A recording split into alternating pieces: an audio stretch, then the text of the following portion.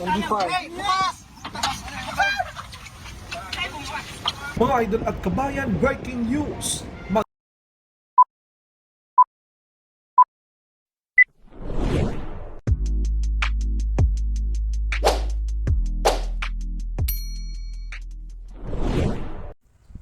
Welcome back sa aking YouTube channel. Para sa mga first time lang po manood, please click mo na yan, Jelmis TV, Manila. Anyway guys, wala nang bayad, libre lang. Tulong mo na lang din sa kapwa mo. Alright, thank you very much po.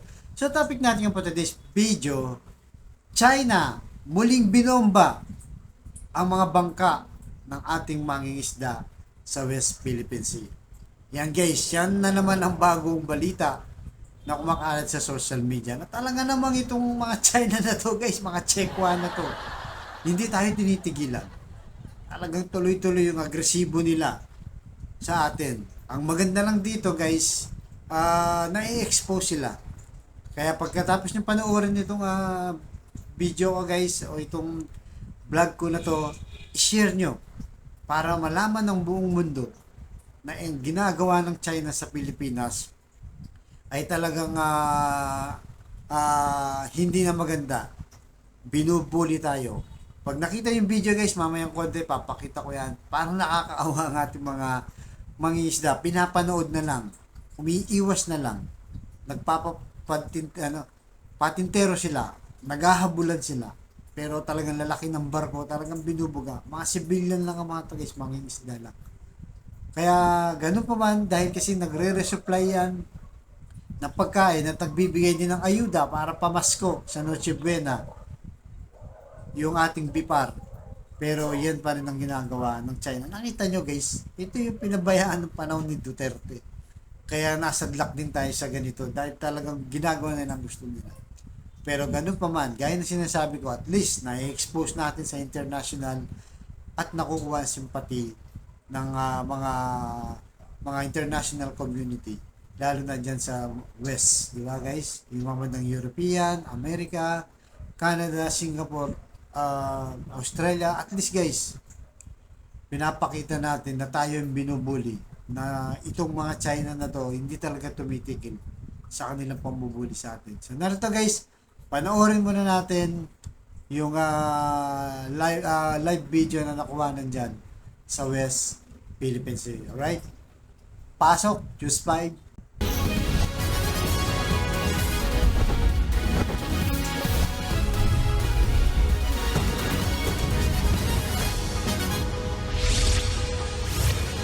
Hinarang, ginitgit at binomba na naman ng tubig ng Chinese Coast Guard ang resupply boats ng Pilipinas sa Scarborough o Panatag Shoal sa West Philippine Sea. Muntik pang abutin ng water cannon ng mga mangingisdang hinahatiran ng ayuda. Live mula sa West Philippine Sea, nasa frontline na balitang yan si Dave Abuel. Dave, gaano ba tumagal itong tensyon sa pagitan ng barko ng China at Pilipinas?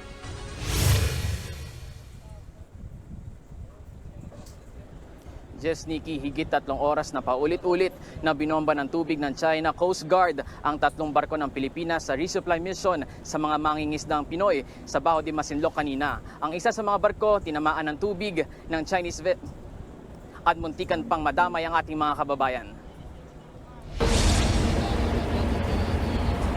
Walang hapas na pambobomba ng tubig at pangharang ng China Coast Guard at Chinese militia vessels. Ito ang dinanas ng barkong BRP Datu Sanday, BRP Datu Tablot at BRP Datu Bangkao ng Bureau of Fisheries and Aquatic Resources na naglayag sa Scarborough o Panatag Shoal sa West Philippine Sea kanina para sa resupply mission sa mga mangingisdang Pinoy. Pasado alas 9 ng umaga nang makalapit ang ating mga barko sa kinaroroonan ng mga mangingisda. Pero 4 na beses na ginitgit at hinarang ng Chinese Coast Guard ang ating mga barko. Ilang beses din nag-radio challenge ang China na sinagot ng Pilipinas. This is BRP Datu Sanday, a government of Philippine vessel from the Bureau of Fisheries and Aquatic Resources. We will be providing livelihood assistance to all local fishermen in the area as part of our routine maritime patrol.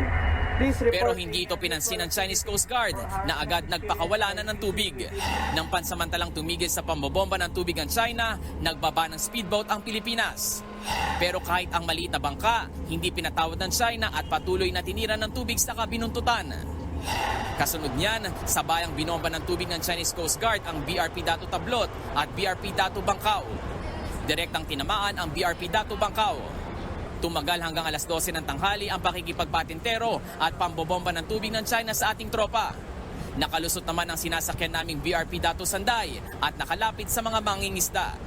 Pero habang ibinababa na ang mga supply, biglang nag-water cannon ulit ang China. Muntikan pang tamaan ang mga mangingisdang kumukuha ng kanilang pang Noche Buena. Ayon sa BIFAR, ito na ang pinaka-agresibong pambubuli ng China So guys, napanood nyo, di ba? ng supply sa ating Gigigil kababayan. ka sa mga Before po, chikwa hindi nito, na sila guys. naka-shadow lang. Wala Pero nakakaawa, di ngayon, ba? kahit Ito yung parang nanonood na lang yung tayo ng ating mga gas, kababayan ng dyan, mga, guys. ano natin, Dahil para sa sa mga pambubuli, fishermen, pambubuga. nagbubomba na sila ngayon ng water Cannon. cannon. Before po, wala Kaya naman. titigit yung China to. Kasi ang paniniwala kasi nila, sa kanila yan. Maraming Dahil meron salamat, silang Dave sinusunod Abon. ngayon na sinasabi nilang 10 dash line na sumakop sa buong West Philippine Sea kahit kinokondena na ng mga ibang bansa. Kahit panalo tayo sa arbitral ruling doon sa The Hague sa Netherlands, hindi pa rin kinikilala. Hindi kasi kumikilala guys itong mga China na to. Pag gusto nila kasi nga malaking bansa, superpower sila. Pero ganun pa man, lumalaban ng ating mga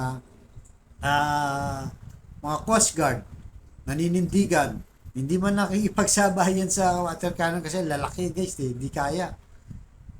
Yung talagang tuloy pa rin yung pagbigay ng resupply sa mga mangingisda nating mga kababayan. Diba? Actually, kakapunta rin lang dyan ng mga organisasyon na atin ito. Umiikot sila dyan sa West Philippine Sea, namimigay ng mga ayuda para sa ating mga Coast Guard, sa mga Navy, sa mga nagbabantay dyan sa West Philippine Sea. Kasama na yung nasa mga isla dyan na ating kababayan.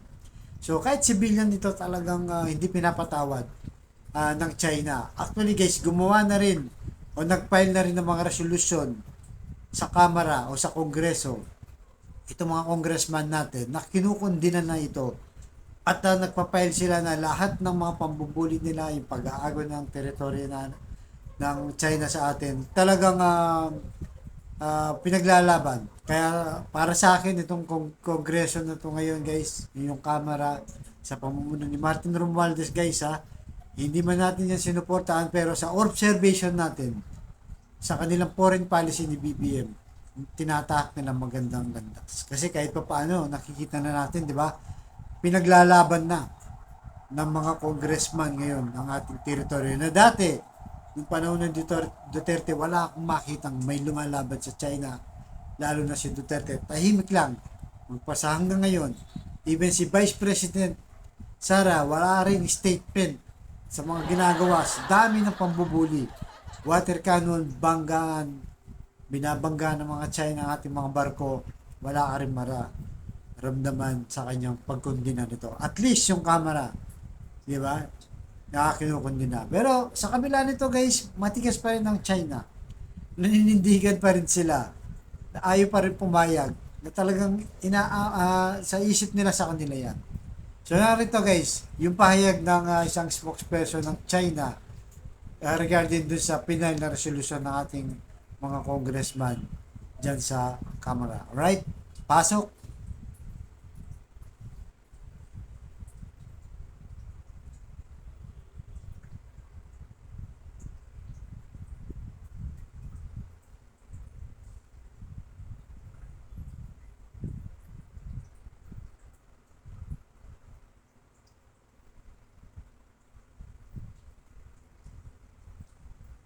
Tumangging kilalanin ng Foreign Ministry ng China ang resolusyong inaprubahan ng Philippine House of Representatives.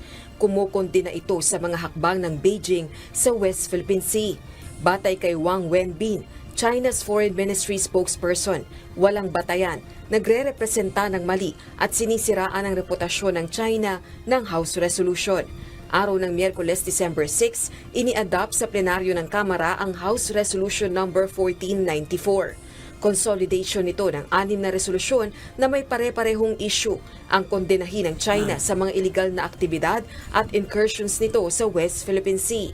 Nakapaloob din dito ang paghikayat sa Philippine government na gumawa ng kinakailangang hakbang upang pangalagaan ng sovereign rights ng bansa at jurisdiksyon ng Pilipinas sa Exclusive Economic Zone o EEZ.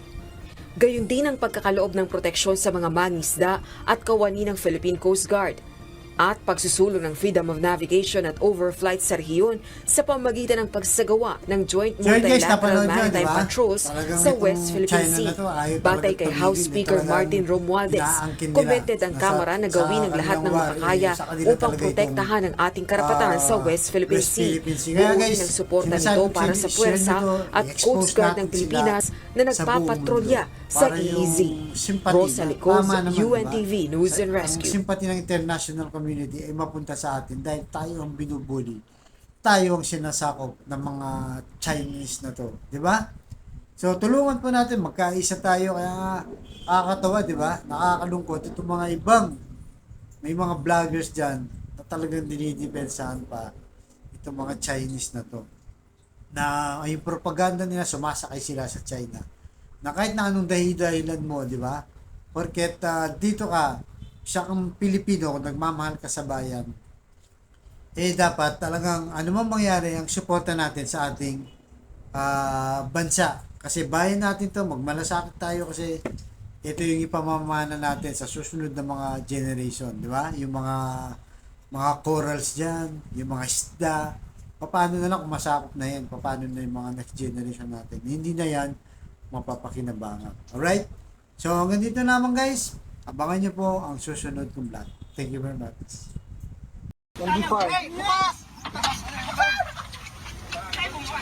Mga idol at kabayan, breaking news! Magsasagawa lang sana ng resupply mission ang tatlong barko ng BFAR sa Scarborough Shoal para sa mga kababayan nating mangingisda sa lugar. Pero binumba sila ng tubig ng dalawang barko ng China. Kahit nasa peligro man ang buhay ng mga kababayan natin, ay nakuha pa rin nilang ipakita ang kawalang respeto at kung anong ugali meron talaga ang China. Kita rin ang pagdikit ng rigid hull inflatable boat ng China sa rigid hull inflatable boat ng BFAR. Ayon sa impormasyong ating nakalap, simula alas 9 pa ng umaga nagsimulang bombahin ng China ng tubig ang mga barko ng Pilipinas at tuloy-tuloy ito hanggang sa kasalukuyan. Kinumpirma naman ng Philippine Coast Guard na ang nasa 135 mga barko ng China na nasa Julian Felipe Reef ay umalis na. Now here in Julian Felipe, are we going to celebrate this already with the 135 down to 28? I think so. And then in the next coming days, we're still going to expect that they're going to withdraw. Okay. China binomba ng water cannon ang barko ng Pilipinas sa Bajo de Masinloc o Scarborough Shoal habang nagsasagawa ito ng resupply mission sa mga kababayan nating mangisda sa lugar. Ayon sa think tank ng China, gumamit ng water cannon ang dalawang barko ng China laban sa tatlong barko ng BFAR. Kita din sa isang video na dumikit ang isang rigid hull inflatable boat ng China sa rigid hull inflatable boat ng Bureau of Fisheries and Aquatic Resources. Nang dumating ang mga barko ng Pilipinas